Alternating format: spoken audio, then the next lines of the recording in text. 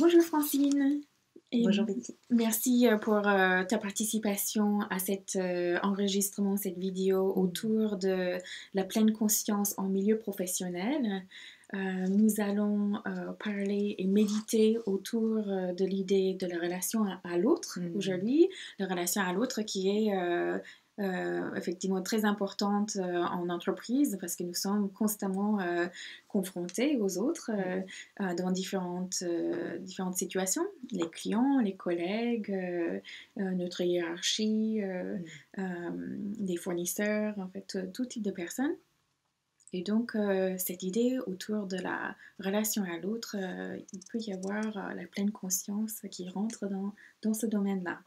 Ok, à quoi peut servir la pleine conscience en réunion? Je pense qu'il faut commencer par dire à quoi ça peut ressembler d'être en pleine conscience en relation avec une autre personne. Et en fait, ça renvoie en premier lieu au principe d'altérité. C'est-à-dire l'autre n'est pas moi, l'autre est différent de moi, au principe de la différence, bien sûr, et de quelque chose de l'ordre démocratique.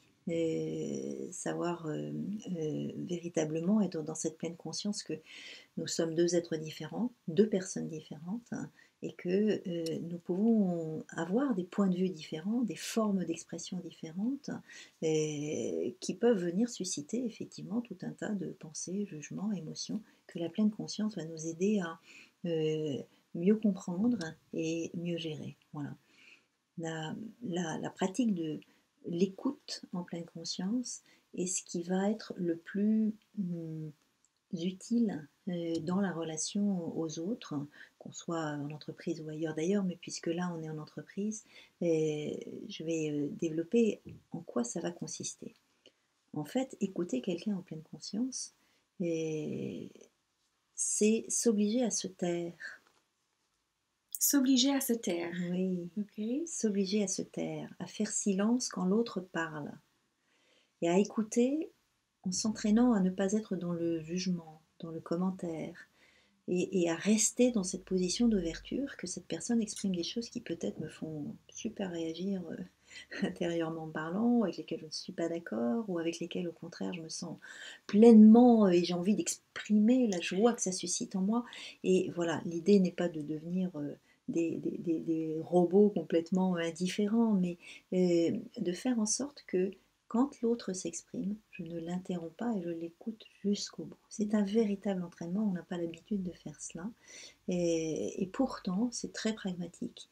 On peut l'utiliser aussi bien dans des entretiens 2 à 2, un entretien avec un collaborateur, avec son assistante, avec son patron, en situation de crise ou en situation tout à fait ordinaire. Et ça peut être utilisé pour résoudre un problème, où on va inviter chacun à donner sa position sur le problème en demandant aux autres de ne pas intervenir à aucun moment, d'écouter jusqu'au bout. On peut l'utiliser pour partager des informations sur une situation qui est en crise éventuellement, ou potentiellement déclencheuse de réactions vives, on va dire cela comme ça. On peut démarrer ou conclure une réunion d'équipe de façon, par exemple, chaleureuse, en proposant à chacun d'exprimer sa météo personnelle et de prendre le temps dont il a besoin pour le faire. Voilà, c'est un investissement en temps, et les bénéfices sont absolument prodigieux. Parce qu'en fait, personne ne peut changer parce qu'on lui demande, mais tout un chacun est prêt à se mettre en marche à partir du moment où il se sait entendu et respecté. On va calmer ce qui se passe à l'intérieur. Je vais calmer les chiens.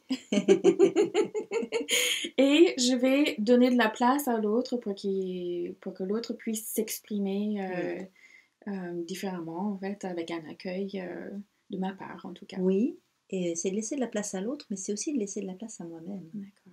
C'est-à-dire, c'est un espace de moi dans lequel ce qui a envie de partir comme ça très vivement va pouvoir se poser. D'accord. Et voilà, et c'est des choses qu'on peut utiliser aussi.